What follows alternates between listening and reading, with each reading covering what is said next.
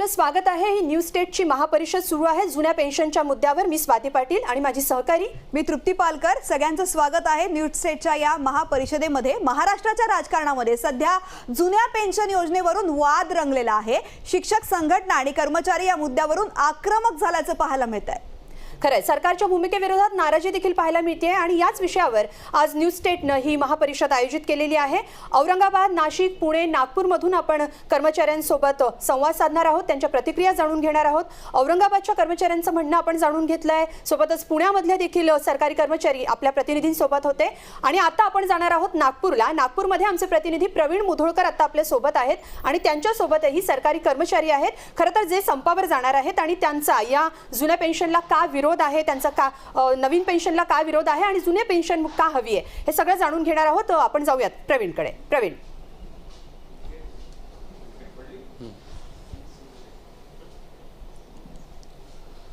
शिक्षक माझ्यासोबत आहे आणि नागपूर हे शहर या पेन्शनचं जे आंदोलन आहे यासाठी अत्यंत महत्त्वाचं आहे, कारण की देवेंद्र फडणवीस ज्या पद्धतीनं काल म्हणाले की 1,10,000 कोटी रुपयाचा बोजा पडेल जर नवी पेन्शन योजना लागू केली तर। पण मुळातच आता एक महिन्यापूर्वी नागपूरमध्ये निवडणूक होती शिक्षक मतदारसंघाची आणि त्या ठिकाणी देवेंद्र फडणवीसांनी पहिल्यांदा असं म्हटलं होतं की आम्ही शिक्षकांसाठी जुनी पेन्शन योजना जी आहे ती देण्याची दानत ही फक्त भाजपमध्ये आहे। त्यानंतर काही व्हिडिओ सुद्धा व्हायरल झाले होते आणि असं म्हटलं जातं राजकीय वर्तुळामध्ये की ही जी निवडणूक हातातून गेली ती फक्त या जुन्या पेन्शन योजनेमुळे गेली।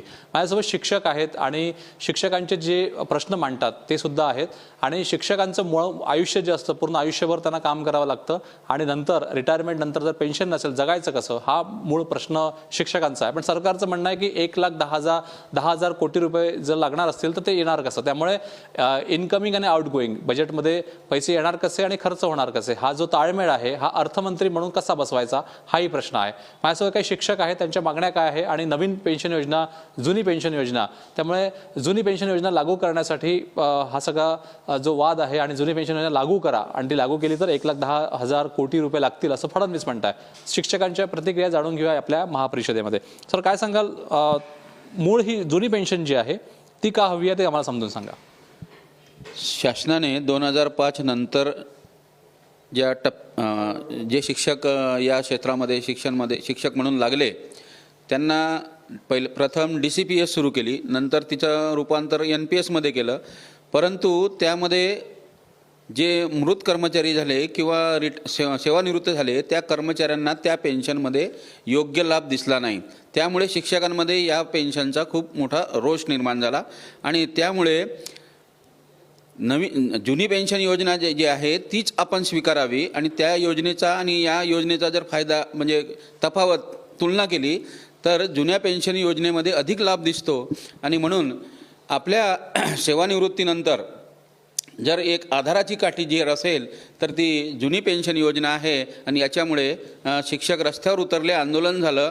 मागच्या निवडणुकीमध्येही उपमुख्यमंत्र्यांनी ती पेन्शन योजना देता येणार नाही असं होतं, नंतर थोडंसं नरमले आणि आम्हीच जुनी पेन्शन योजना देऊ शकतो यावर ते तिथपर्यंत आले। परंतु आताही काल त्यांनी ते स्टेटमेंट केलं आहे की याच्यावर आर्थिक बोजा खूप पडेल, परंतु मला असं वाटते की केंद्राची जी आहे केंद्राची पॉलिसीच वर ते बोलत आहे। केंद्राच्या सर्व मंत्र्यांना जुनी पेन्शन योजना द्यायचीच नाही आहे। त्यामुळे आम्ही 14 मार्चपासून आमचे आमदार आदरणीय कपिल पाटील साहेब आणि शिक्षक भारतीचे कार्याध्यक्ष सुभाष मोरे सर यांच्या नेतृत्वात आम्ही या 14 मार्चपासूनच्या संपामध्ये या मागणीसाठी उतरलेलो आहेत। आम्ही सर हे सांगा की सर्वजण म्हणजे ही जी स्कीम आहे नवी पेन्शन योजना आणि जुनी पेन्शन योजना, सर्व कर्मचारी जे आहेत त्या कर्मचाऱ्यांपैकी शिक्षकच फक्त आक्रमक आहे, त्यामुळे शिक्षकी पेशामध्येच नवा पेन्शन आणि जुना पेन्शन हा वाद जो दिसतोय। इतर असंघटित आहेत का बाकी जे क्षेत्रातले लोक काम करतात त्यांना नवी पेन्शन योजना लागू झाली आहे, जुनी पेन्शन योजना आहे, तुम्हीच आंदोलनाला का उतरले आहात? नाही, आम्ही जाणीव जागृती करून त्यांच्यामध्ये पण या पेन्शनबाबत जी आहे जी तफावत आहे जुन्या पेन्शन योजनेमध्ये आणि नवीन पेन्शन योजनेमध्ये हे जसं लक्षात येत आहे ते कर्मचारीसुद्धा आमच्यासोबत या संपामध्ये उतरलेले आहेत।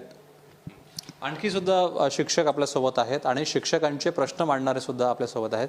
जाडे साहेबांना विचारूया की जुन्या पेन्शन योजनेचं मोठं आंदोलन या ठिकाणी उभं राहिलं आणि एक निवडणुकीमध्ये सुद्धा भाजपला या ठिकाणी पराभव पत्करावा लागला. भाजपचं जे नुकसान झालं ते नुकसान या पेन्शन योजनेमध्ये झालं का? निश्चितच भाजपचं आता ज्या विधान परिषदेच्या निवडणुका झाल्या त्याचप्रमाणे कसबाची जी निवडणूक झाली त्याच्यामध्ये भाजपचं जे पानिपत झालं त्याला सगळ्यात मोठा जर कारणीभूत असेल तर ती जुनी पेन्शन योजना. कारण की यामध्ये शिक्षक तर सहभागी आहेत, परंतु आता जुनी पेन्शन आणि नवीन पेन्शन या दोघांमधला फरक बाकी इतर कर्मचाऱ्यांना माहीत झाल्यामुळे इतर जे कर्मचारी आहेत इतर विभागाचे ते कर्मचारीसुद्धा आता जोमाने कामाला लागले आहे. आणि येत्या 14 तारखेपासून एक मोठा पूर्ण महाराष्ट्रामध्ये जवळपास सर्वच विभागाचे कर्मचारी शिक्षक हे एकत्रित येऊन एक मोठा एल्गार करून 14 मार्चपासून एक मोठा संप पुकारण्याच्या तयारीत आहे. त्या दिवशीच आमच्या महासंघाचे जे अध्यक्ष आहे नागपूरचे दगडे अशोकजी दगडे यांच्याशी बैठक झाली. त्या बैठकीमध्ये सुद्धा चर्चा झाली की आता काही करून माघार नाही, आता सरकारला आपल्याला झुकवायचं आणि जुनी पेन्शन योजना ही आपल्याला कशा पद्धतीने लागू करून घेता येईल यासाठीच एकच मुद्दा ठेवून आपल्याला पुढे जायचं आहे. याच्यामध्ये बाकी मुद्दे जरी असेल तरी सगळ्यात महत्त्वाचा मुद्दा, सगळ्यांचा अत्यंत जिव्हाळ्याचा मुद्दा हा जुनी पेन्शन योजना, ओल्ड पेन्शन स्कीम हा आहे. आणि तो मुद्दा घेऊन सर्व संघटना एकत्रित येऊन त्यामध्ये शिक्षक भारत म्हणजे शिक्षक संघटना आहेत, बाकी शासकीय निमशासकीय सर्व संघटना एकत्रित येऊन सर्व शैक्षणिक संघटना एकत्रित येऊन हा एक मोठा लढा एल्गार त्या ठिकाणी पुकारलेला आहे. पण झाडे साहेब, देवेंद्र फडणवीस अर्थमंत्री असं म्हणतात की 1,10,000 कोटी रुपयाचा ॲडिशनल म्हणजे बोजा जो आहे, बोजा शब्द अत्यंत महत्त्वाचा आहे, तो येईल. शिक्षकी पेशा जो आहे हे एक काम आहे, सामाजिक कार्य आहे, एक पिढी घडवत असते शिक्षकी पेशा. त्यामुळे शिक्षकी पेशासाठी एक म्हणजे या शिक्षकांसाठीच नाही सर्व जे लोक या समाविष्ट होणार आहे जुन्या पेन्शन योजनेमध्ये 1,10,000 कोटी रुपये लागणार आहे. एवढे पैसे आणायचे कुठून हा प्रश्न फडणवीसांनी उपस्थित केला आहे. सर, मुळात हा 1,10,000 कोटी रुपयाचा मुद्दाच, करोड रुपयाचा मुद्दाच नाही आहे. याच्यामध्ये ही स्कीमच मला असं वाटतं की सरकारला समजलेली नाही. ओल्ड पेन्शन स्कीममध्ये काय होतं की आम्ही शिक्षकांकडून कर्मचाऱ्यांकडून पैसा आधी जमा होत होता आणि तो ज्या वेळेस निवृत्त होईल 15 वर्षाने, 20 वर्षाने, 25 वर्षाने, 30 वर्षाने, तेव्हा तो त्यांना परत देता येत होता. परंतु तो आणि हे ओल्ड नवीन पेन्शन स्कीम याच्यामधला फरक लक्षात न आल्यामुळे हा सगळा घोळ होता. आणि मला तरी वाटतं की एवढा बोजा सरकार जे सांगतात आहे की हा आकडा बरोबर नाही, योग्य नाही. तुम्ही काय सांगाल, संप पुकारला जाणार आहे, काय नुकसान होईल का राज्याचं, आणि जे नुकसान होईल जबाबदार कोण आहे? प्रश्नच नाही. या सगळ्या गोष्टीसाठी राज्य सरकार जबाबदार असणार आहे. आणि आपण मगाशी बोलला त्याप्रमाणे की हा फक्त प्रश्न शिक्षकाचा नाही आहे राज्यातल्या, हा सगळ्या अखिल भारतीय सगळे भारतातले जेवढे कर्मचारी आहे ज्या राज्यातले त्यांचा प्रश्न आहे. मुळामध्ये नवीन पेन्शन योजना आणि जुनी पेन्शन योजना, तुम्ही आता जे बोललात की हा जो खर्च येतो आहे 1,10,000 करोड रुपये खर्च येतोय का, हा अतिशय चुकीचा आकडा आहे. सरकारला ही योजना समजलेली नाही. मी तुम्हाला सांगतोय सविस्तर की जुन्या पेन्शन योजनेमध्ये GPFच्या माध्यमातून राज्य शासनाच्या तिजोरीमध्ये पैसा जमा होत होता कर्मचाऱ्यांचा. ज्या दिवशी कर्मचाऱ्यांची जुनी पेन्शन योजना बंद केली आणि यांनी DCPS बंद केलं आणि नंतर NPSमध्ये जेव्हा वर्क झालं हे, तेव्हा काय झालं आहे की आज कर्मचारी आपल्या बेसिक आणि त्याला मिळणारा DA याच्या 10% रक्कम कर्मचाऱ्याची कटते आहे आणि 14% रक्कम राज्य शासन देते त्याच्यामध्ये टाकताय. असा 24% फंड कर्मचाऱ्याचा जमा होतो आहे. मुळामध्ये सरकारला हे समजलं नाही अजूनपर्यंत की दर महिन्याला तुम्हाला सरकारला 14% रक्कम ही कर्मचाऱ्याला द्यावी लागते, त्याच्या खात्यात जमा करावी लागते.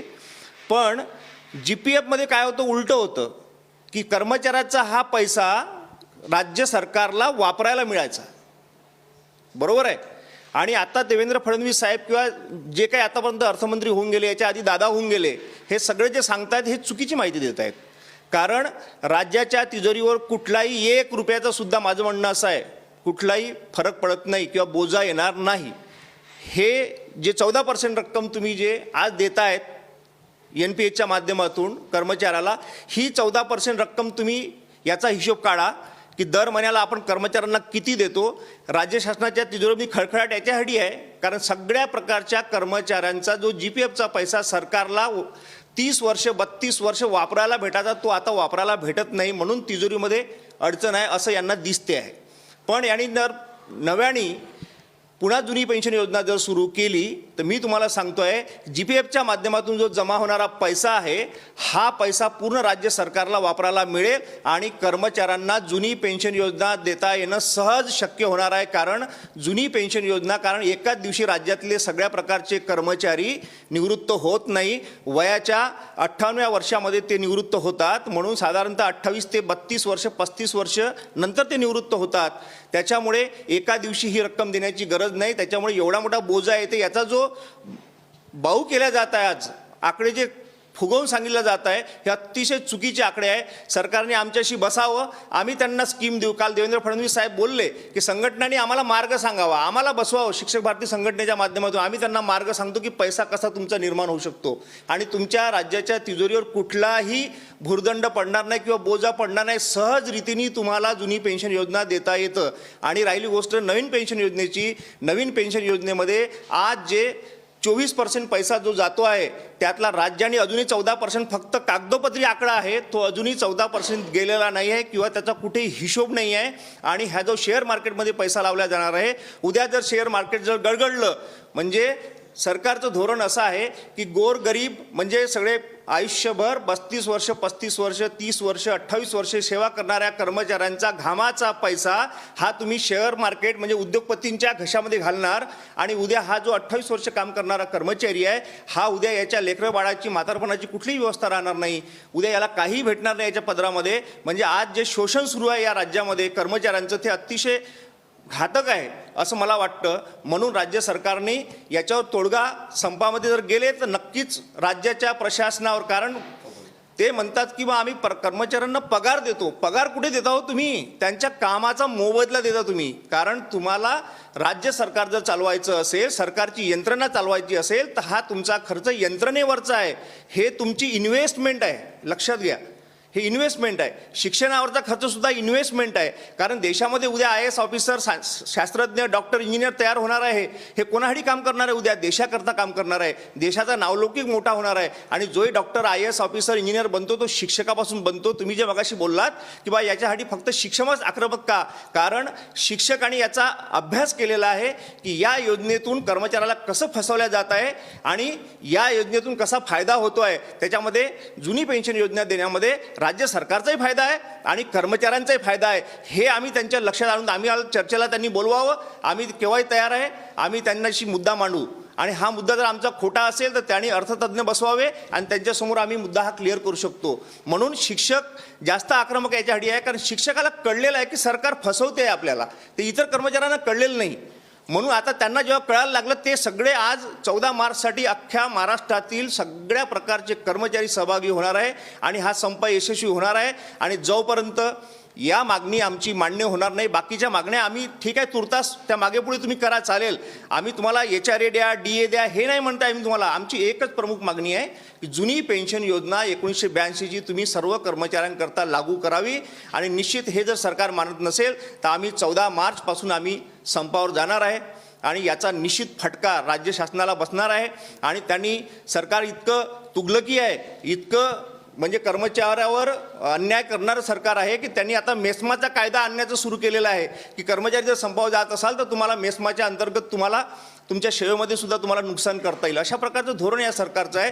म्हणून निश्चितच आम्ही सगळ्या शिक्षकांनी ठरवलेलं आहे. आमच्या कुटुंबातले 5 व्यक्ती आहे, आमचे नातेवाईक 20 लोक आहे आणि आमच्यासमोर ज्या विद्यार्थ्यांना शिकवतो त्यांचे आई वडील, एका शिक्षकाने जर 25 विद्यार्थ्याला जर तयार केलं या सरकारच्या विरोधात तर तुम्हाला सांगतोय या सरकारला घरी बसायला कुठलीही वेळ लागणार नाही. कारण याची लढाई आता शिक्षकांसोबत आहे आणि शिक्षक हे करू शकतो. वर्गामध्ये आम्ही पोरांना रोज शिकवतो, त्यांना सांगणार की बेटा हे सरकार तुमच्या आमच्या विरोधात कसं काम करते आहे. आणि येणाऱ्या काळामध्ये निवडणुकीमध्ये विद्यार्थ्याच्या माध्यमातून समाजामध्ये जागृती निर्माण करून या सरकारला घर बसवण्याचं काम आम्ही करणार. यांनी जर आमची पेन्शन लागू केली नाहीतर त्यांनी आता आमचा हा दम समजावा किंवा आमचं काहीतरी हे समजावं, अंत पाहू नये शिक्षकाचा, आणि त्यांनी लगेच जुनी पेन्शन योजनेचा निर्णय घ्यावा. कारण कुठल्याही आर्थिक तिजोरीवर भार येत नाही.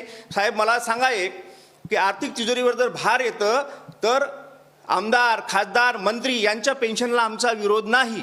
मी पुन्हा तुमच्याकडे येतो, पण आणखी पण प्रतिक्रिया घेऊया. साहेब, तुम्ही सांगा, सध्या पेन्शन किती मिळते नव्या योजनेनुसार आणि जुन्या योजनेनुसार किती पेन्शन मिळाली असती जर? जुन्या आणि नवीन पेन्शन योजनेमध्ये खूप मोठी तफावत आहे. सर्वात महत्त्वाचं म्हणजे सरकारची जी नीती आहे, सरकारची नीती मुळात केंद्राप्रमाणे आहे की राज्य सरकारच्या कर्मचाऱ्याला पेन्शन देऊ नये म्हणून, किंवा नवीन पेन्शन जी आहे लागू केली आहे ती त्या पद्धतीने देऊ.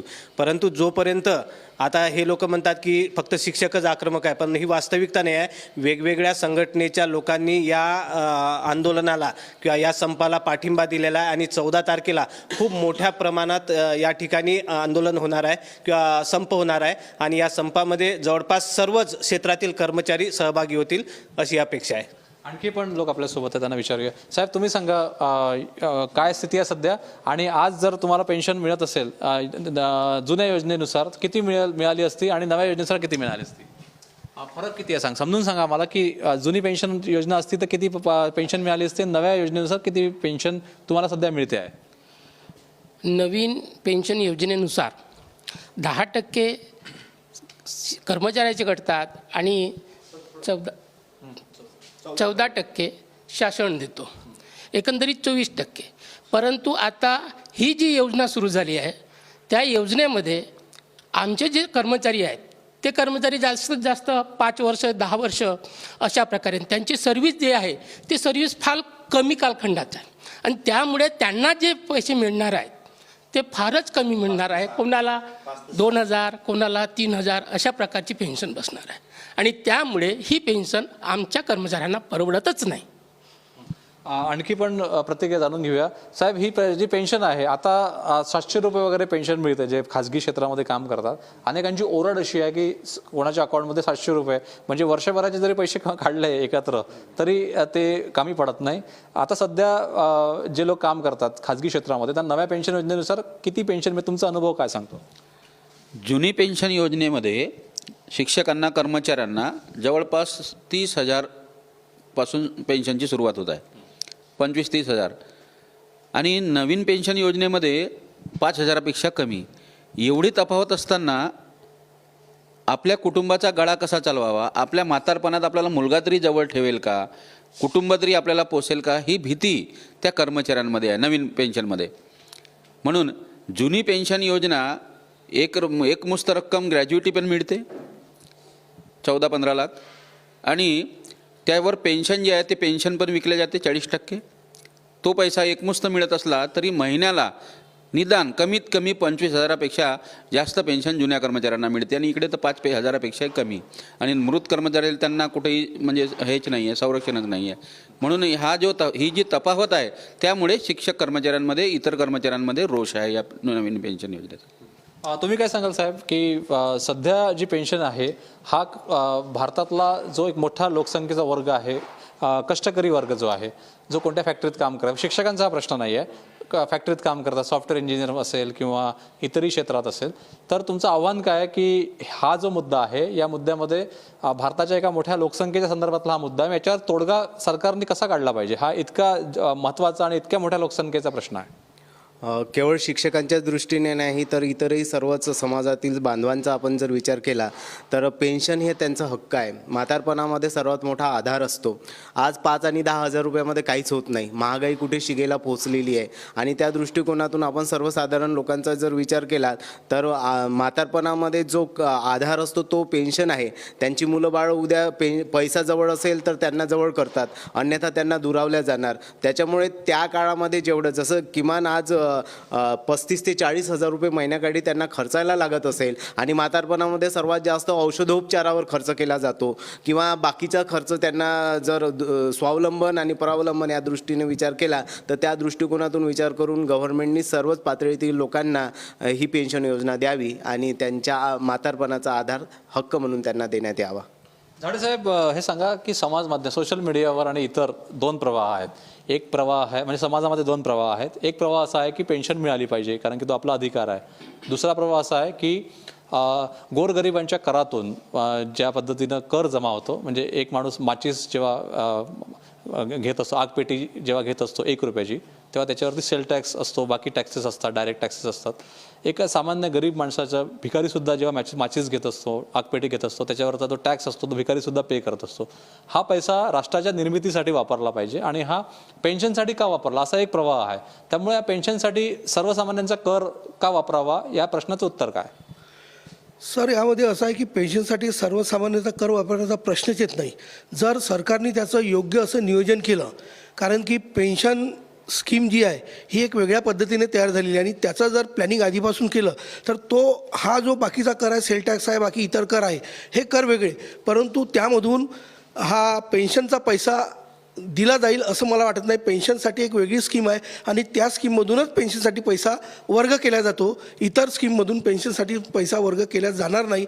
त्याच्यामुळे दोन जरी प्रवाह असले परंतु सरकारी कर्मचारी हा पूर्ण आपली हयात म्हणजे तो वयाच्या 25 वर्षापासून तर 58 वर्षापर्यंत आपली सर्व सेवा जर सरकारला देत असेल, त्याचा बुद्धिमत्तेचा शारीरिक जर पूर्ण हे सरकारसाठी करतो, त्याच्या कामावर करतो, तर त्याचा मोबदला त्याला मिळालाच पाहिजे. बाकी ठिकाणी का नाही आहे? बाकी ठिकाणी तसंच आहे ना.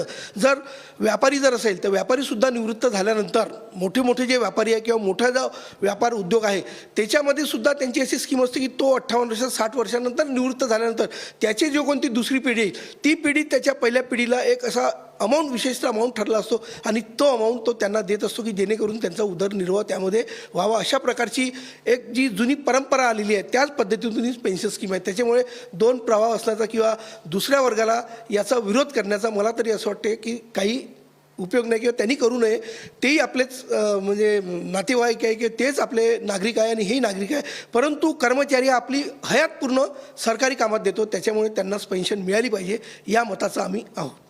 तुम्ही सांगा, देवेंद्र फडणवीस हे अभ्यासू आमदार म्हणून, अभ्यासू मुख्यमंत्री म्हणून, आता अभ्यासू उपमुख्यमंत्री आणि अर्थमंत्री म्हणून परिचित आहे. मग असं काय होतं की देवेंद्र फडणवीसांना हा प्रश्न सोडवता येत नाही आहे आणि ज्या पद्धतीनं अर्थ खातं चालवत आहेत, मग हा प्रश्न अडला कुठं आहे? सन्माननीय देवेंद्र फडणवीस साहेब, त्यांच्या विद्वत्तेबद्दल किंवा त्यांच्या ज्ञानाबद्दल आम्हाला कुठेही शंका नाही. एक आमच्या नागपूर शहरातीलच ते एक व्यक्तिमत्व आहे आणि एक चांगलं व्यक्तिमत्व आहे. आज राज्य सांभाळतायत, राज्याचं अर्थ खातं सांभाळतात, उपमुख्यमंत्रीपद सांभाळतात. प्रश्न असा आहे साहेब की पेन्शनचा जो मुद्दा आहे त्यांना सोडवता येत नाही, सोडवता 5 मिनिटात येतो. प्रश्न असा आहे की सोडवण्याची इच्छाशक्ती पाहिजे. आणि आपण जे बोललात की समाजातील जे 2 मतप्रवाह आहेत, मतप्रवाह 2 नसण्याचं कारण नाही आहे. कारण शिक्षकाचा किंवा कर्मचाऱ्याचा पेन्शन व हक्क याच्याकरता आहे की शिक्षक किंवा कर्मचारी हा इन्कम टॅक्स तर भरतोच, पण दर महिन्याला प्रोफेशनल टॅक्ससुद्धा तो भरतो आहे, ज्याला व्यवसाय कर म्हणतो. आणि या राज्यातला कर्मचाऱ्याच्या व्यवसाय कराच्या भरोशावर जी महाराष्ट्रातली रोजगार हमी योजना आहे ती रोजगार हमी योजना चालत असते कर्मचाऱ्यांच्या प्रोफेशनल टॅक्सच्या भरोशावर. त्याच्यामुळे 2 मतप्रवाह, तो जे आपण बोललात की बा रस्त्यावरचा भिकारीसुद्धा माचीस घेतो आहे तो सुद्धा इन्कम टॅक्स नाही भरत, तो सेल टॅक्स रूपातून ज्या वस्तू खरेदी करत असेल तो भरतो आहे, तोही भरतो आहे. पण कर्मचारी 2 प्रकारचे टॅक्स भरतो आहे, एक इन्कम टॅक्स पण भरतो आहे आणि व्यवसाय कर पण भरतो आहे. ज्या कर्मचाऱ्याच्या भरोशावर जर राज्यातली एवढी मोठी योजना जर चालत असेल, रोजगार हमी योजना, तर मला सांगा मग त्या कर्मचाऱ्याचा अधिकार नाही का पेन्शनवर?